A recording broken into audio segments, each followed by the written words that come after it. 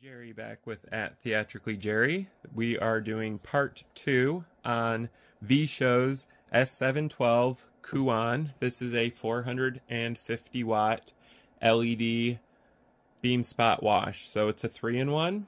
We're going to go over the specs here in a second. I also wanted to point out that the LED engine in it is an actual LED. It's not a bulb. So the LED system is all self-contained in this light fixture, and that's a 450 watt LED, so it's pretty bright. It can definitely be used for stage performances in theaters, as well as large venues for DJs and clubs. I'm gonna go over some of the specs with you guys right now. One of the specs we just went over, which is it is a 450 watt LED module built into this light fixture. The service life, the expected service life of the LED is 20,000 hours. So after that, it becomes iffy as to if the LED is going to last any longer than that. I'm sure replacing it would be fairly straightforward as long as you can buy the parts from VSHOW. The LED temperature on this is 8500 K, so it's actually a cooler LED light. It's in the bluer range, so it's not a warm LED, it's a cool LED. The diameter of the lens, the optics, is 148 millimeters. I'm going to go ahead and show you guys what that looks like. It's a rather large lens. I mean, I have really big hands and it's making my hand look small. So the optics on this, of course, is glass. So that's another nice feature of this light fixture. The Cree I want to talk about because a lot of the quality of light, how the light's going to look when it hits a surface, is your Cree or your raw.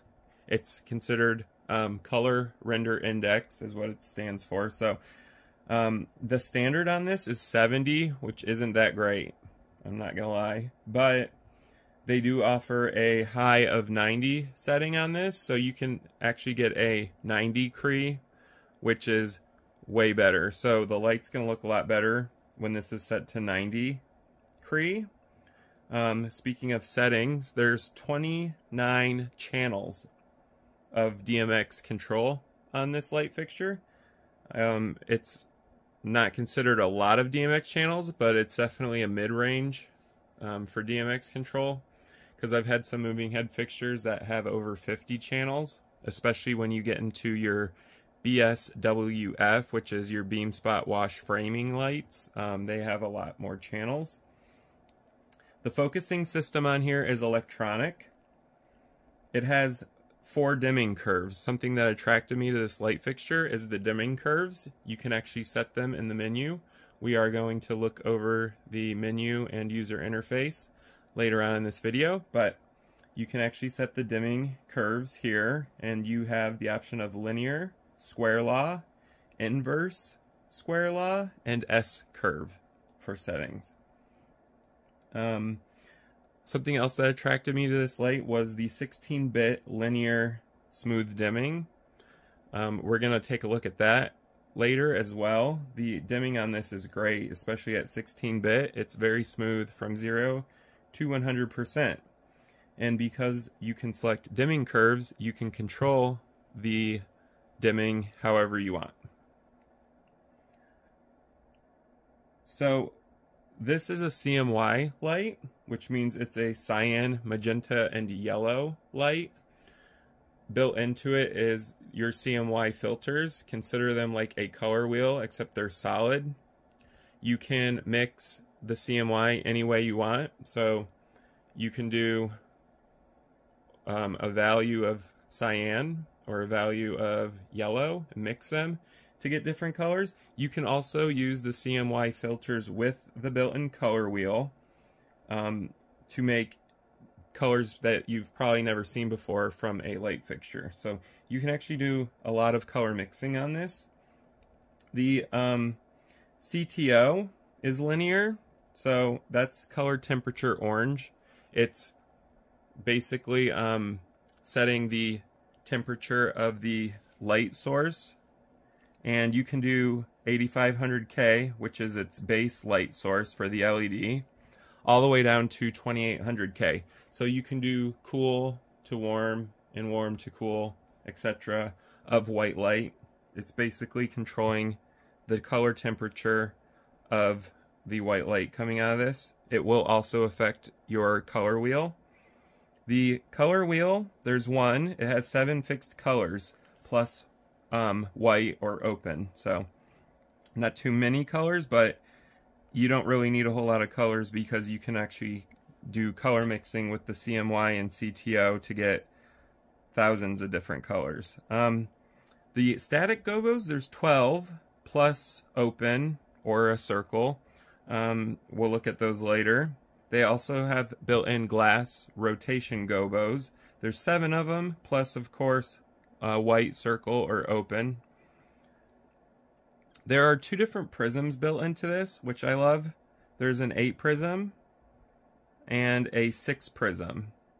They can be stacked and rotated in both directions, so you can actually stack both prisms together to get really interesting effects. You can also control the rotation of them, so you can get a lot of really cool looks with this light fixture. And the 6 one is a row prism, so it's going to be a straight line. And the 8 prism is a circular prism, so it's going to look like a circle. There is also a built-in frost sheet in here. So the frost sheet, basically what it does is it's going to give you a really nice like a wash. So the frost sheet is going to turn on, and it's going to actually diffuse the light coming out of this light fixture and give you a really nice wash. That's semi-typical of light fixtures, especially in this price range. The control panel, we're going to go over that when we look at the menus, is actually what they consider touchscreen, except you don't actually touch the screen. The buttons are just sensitive to touch. They don't actually push in. This entire panel is glass, so it's one whole sheet of glass, and the buttons are just silk screened on, and it detects your touch with your finger. So it's touch in that sense, but not touch screen. I would have liked to have seen a touch screen. These buttons are a little iffy. We'll get into that later. The X and Y axis is pretty typical. It's 540 and 270 on this. Something else that attracted me to this light fixture by VSHOW is the 3-phase motor, and they use Psy brand motors. I actually like Psy brand. It's SY, by the way, if you want to know the spelling. They have great 3-phase motors built into this. I also like that the X and Y axes have magnetic coating. So this is going to make your positioning much more accurate. I like magnetic coating. It's something that's not really new, but it kind of is, especially for these types of light fixtures. It's just a much more precise way of letting the light fixture know where it is in terms of the X and Y axis, as well as stopping. So I like that they included that in here. We're going to go ahead and take a look at the back of this unit to show you guys the inputs and outputs of this light fixture. Alright, so the back of the S712 Kuan by VSHOW has a very nice layout. It's very clean. It's also linear as well, so it's a horizontal setup of all your inputs and outputs. We have a 3-pin DMX in. We have a 3-pin DMX out. There are no 5-pin on here. I love that. If you've followed my channel, you'll know that I don't really care for 5-pin DMX, so there are 2 of these included. There is, of course, your PowerCon connectors. So we have our PowerCon power in and our PowerCon power out connector. That's pretty typical for light fixtures, especially in this price range. You have your built-in fuse for safety, so this will pop if you blow a fuse. The on and off switch is a really big toggle switch. I actually like the feel of it, and also the audible feedback when you turn it on and off. So it does have a very large light switch, which is easy to find in the dark because it's huge. I'm going to go ahead and plug this in, and we're going to turn it on to go over the menu options that are built in to the S712 Kuan by VSHOW. So initial thought on the S712 Kuan in terms of build quality is it's actually one of the nicer build qualities I've received for a light fixture. They do use PA6 nylon for their casing, not ABS plastic, and they have very nice designs built in to the fixture's body. So if you look on the side here, on one of the arms, you can see that they have their name, VSHOW, stamped with their logo. There's some neat designs going on here, as well as incorporating some airflow by cutting some of these little triangles out. I think that is a really cool design feature. So whoever designed these light fixtures, they are beautiful looking, which I like. They do have really big carrying handles on them, which is also nice. So I'm going to go ahead and turn this sideways here so you can kind of see the carrying handle. It also, the triangular design flows through to the carrying handle. So these are flowing through. The vents here for the PSU also carry the triangular design, which is VSHOW's logo. Another design feature that I love with moving headlight fixtures is the lock mechanisms for your pan and your tilt. Unfortunately, VSHOW only gave you one for your tilt, not your pan, so you can't lock the pan. So while you're moving this, the entire light fixture moves, obviously. But you can lock the tilt. There's a button right here that you press. So you would put this to its normal tilt and then press the button in. It's very simple. Now it's locked into place and the light fixture will not move. I wanted to show you guys, while we're looking at design, the honeycomb grid for the fans. It's a very nice look. There are 2 fans here and 2 fans on the other side. It's exactly identical in terms of looks. They have included this design element. It's very elegant looking. We are going to go over sound to see how loud this light fixture is when we're running at full intensity on the dimmer channel. So that will probably be a separate video. If not, it will be included in part 2. It depends on how long part 2 runs for, but I will do separate videos so we can test how loud the fans are on this, as well as how loud the motors are when this light fixture is running. And the moment you've all been waiting for, I'm going to go ahead and power on the S712 Kuan by VSHOW so that we can check out the user interface as well as the menu layout on this light fixture. Now when you turn it on, it's going to run through its programming to detect whether or not its motors are functioning correctly, as well as the LED light engine and some other parameters. I usually find it takes about 20 seconds for this to do that, so it's not too long.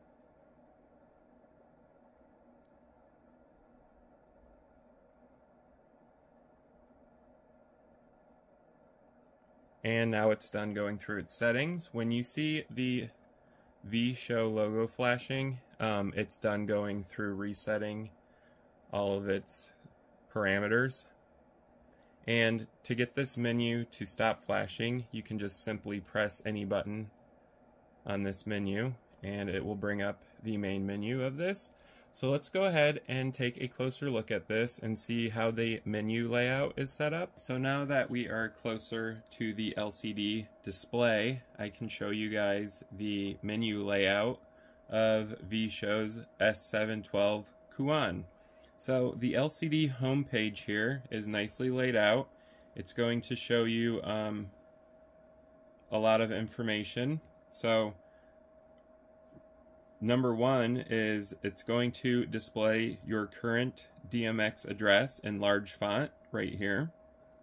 2 is VSHOW's logo display. 3 over here is your DMX signal frame rate, so your frames per second of your DMX incoming channel. Number 4 is your current channel mode. So right here, I am in 29 channel mode. I do not believe this has any other channel mode, so it will always be 29. Number 5 is going to show you the current temperature. So it's going to read it out in Celsius and not in Fahrenheit. So keep that in mind. It's an easy conversion if you do need to know what the temperature is. Number 6 is the current mode. So over here, it's in slave mode. MS means master or slave, and I have it in slave mode right now. Number 7 is your current running mode. So over here, I have it in DMX 512. It can also be in auto, and you can also have it in sound activated mode, so it will tell you the mode there. Number 8 is your error messages. So right here in the corner, if there's a red X, it means there was an error when it started up and it was going through all of its programming. It detected an error. If there's a green check mark, you are good. If there is an error message, you can also check out and see why there was an error simply by pressing the down button. So it's going to say system errors right here. I don't have any, so there are none showing up. Number 9 here in the middle, where it says next, is to display the address code of the next fixture. So the next fixture would need to be set to 30 because this has 29 channels. So it's just a little helpful feature, especially if you're in a hurry, to figure out what the next fixture, what the next available DMX address for a fixture is. So the next available one would be 30. And 10 is the serial number display. So this is the serial number of this particular light fixture. Alright, so now that we've gone over the home page, we're going to go ahead and check out the menu settings. So in order to do that, you're going to actually hit this left arrow button, and it's going to bring up your main menu. And the first one is, of course, setting your DMX address. You can set it from 000 to 255, so typical DMX values. If you go down, you have your channel mode. Like I said, you cannot select any other channel mode other than 29, so I'm not sure why they have included that, but it's in 29 channel mode. Below that is your reset. So when you select OK on this, you're going to get a reset menu, and under the reset is your motor power on and off, so you could turn it on or off. The pan and tilt you can reset, the color you can reset, your gobos, your focus you can reset, and then to get out of that you're going to hit this left arrow again. You can also hit the right arrow. The right arrow acts as a back button. The left arrow will go to the very main menu right here. But if you're in this menu like we just were with reset. If you hit the right button here, it will go back to the menu before that instead of the home page. So that's your reset, and the one under it is run, which we discussed on the home page. Right now it's running in DMX. You could select user interface, so this is ones you've programmed. You can select auto, it will run on its own with its built-in programs. Manual down here allows you to control the fixture if you don't have a light console. So if you don't have something to control with DMX, you can control this fixture from the actual fixture itself. So you can control your pan, your tilt, your pan tilt speed, your dimmer, your strobe, your cyan channel, your magenta, your yellow channel, your CTO, your color channel, your gobo wheel, your rotating gobo, prism 1 rotation, prism 2 rotation, frost, zoom, focus. They did spell focus wrong. I have pointed it out to their technicians. They said they will issue an update on that. Those are all of the channels you can control on this light fixture. There are some channels you're not going to be able to control unless you have a DMX light console, so keep that in mind. Option menu, master and slave mode. Like I said, I have it in slave. You can select master or slave. Your pan and tilt. This is so you can invert your pan or your tilt. And you can also do a manual pan tilt. Right now it's on. You can turn that off. This menu setting I love. This is your dimmer curves. Right now I have it set to linear. You can select logarithmic, S-curve, square root, square, or linear. I prefer linear, so I have it set to linear. User programs. So you can record certain programs and this fixture will save it onto its onboard memory and it will run the light fixture. You can also clear all of them.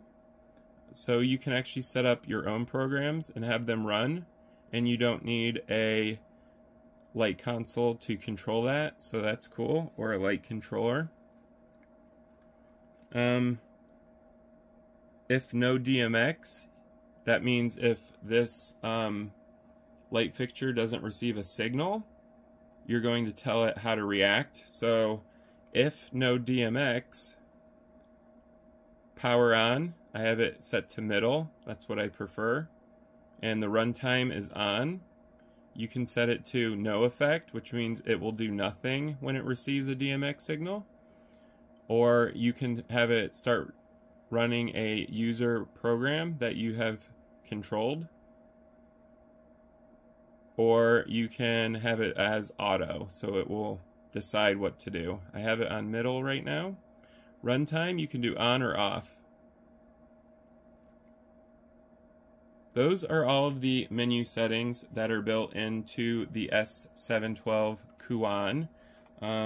It does obviously offer a lot of control from its built-in user interface, but you'll get a lot more control if you use a light controller or a light console.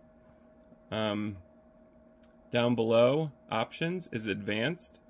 When you go under advanced, there is an adjustment. You can adjust the factory setting positions. You do need a password for it. I believe it is just a bunch of zeros to get into there. I've done it once. I don't recommend adjusting anything in there. It's adjusted from the factory just fine. Right below that is display, and that is talking about the LCD display. So you can do a flip, and the LCD display will flip when your light fixture is turned upside down. The screensaver is set to black. I think you watched it a little bit earlier when the screen was going to a different flashing setting. That was for the screensaver black setting, which is the default. They also have a screensaver light setting, so you can choose black or light.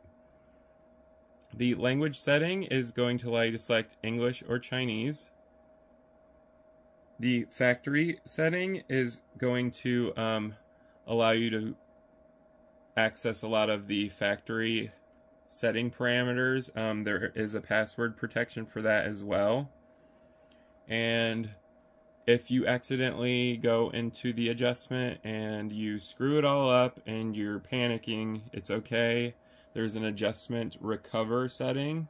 You can go in there. It will set it back to the factory default by inputting a password.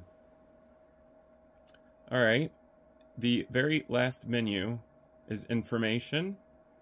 Information is going to show you your DMX monitor. It's going to show you each of your 29 channels on this light fixture and what their value is on their DMX channel.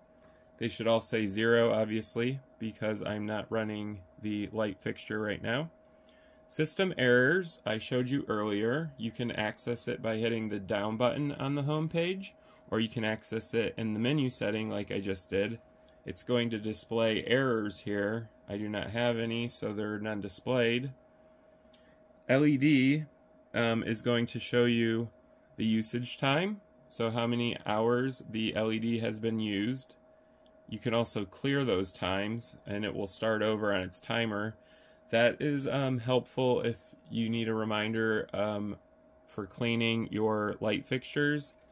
After a certain hour, you can look at it and say, oh, it's ran that many hours, I need to clean my light fixture.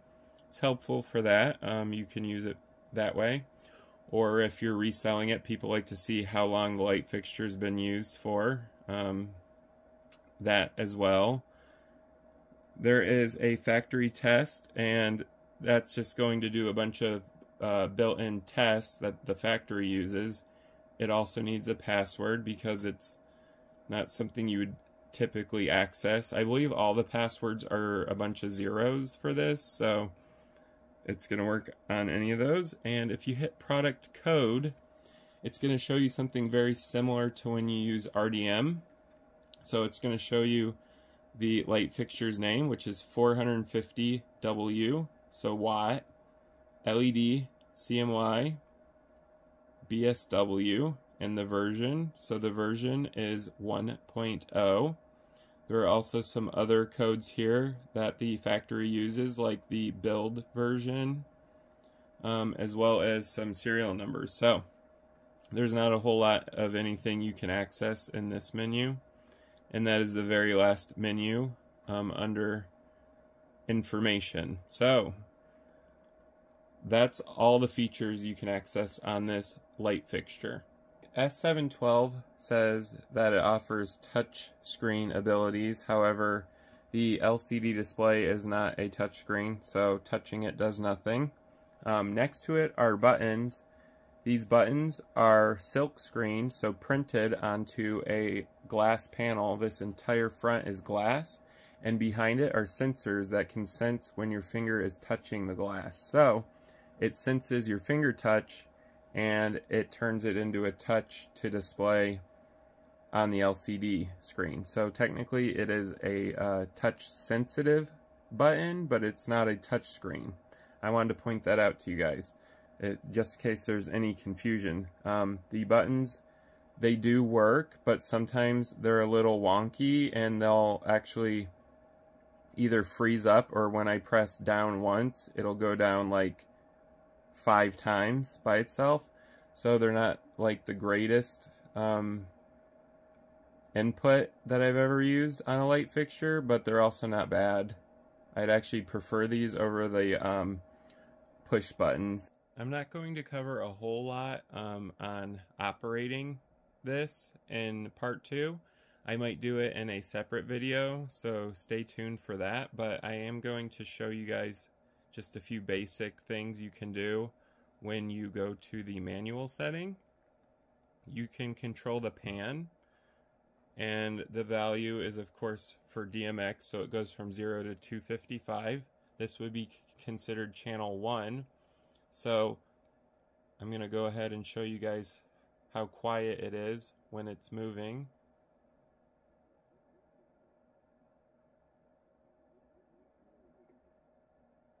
It's actually one of the quietest light fixtures I've reviewed in terms of moving heads, so that's due to the psi motors in them, the 3-phase motors. They're actually very quiet, which is great, especially for theaters and people who are doing sound recordings.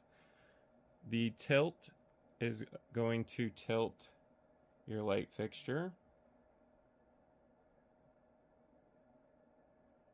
It's also very quiet. You can barely hear it running. I'm going to go ahead and set it back to 0.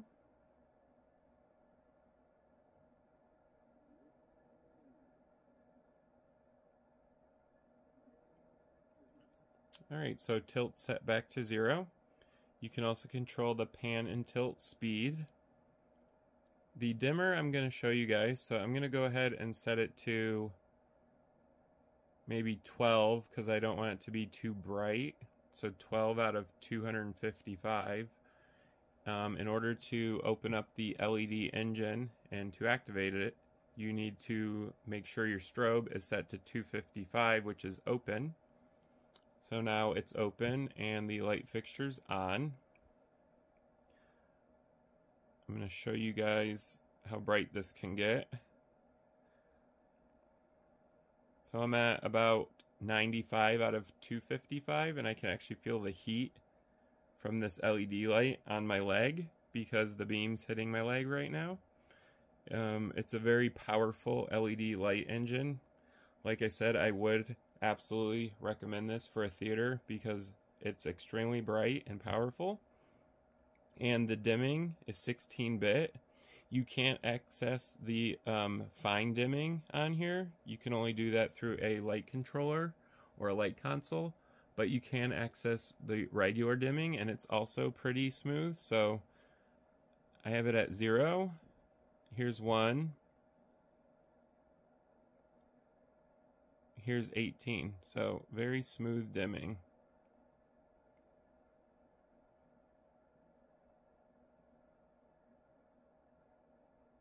And the next thing you can do is your cyan, magenta, and yellow. So we're going to go ahead and see what those look like.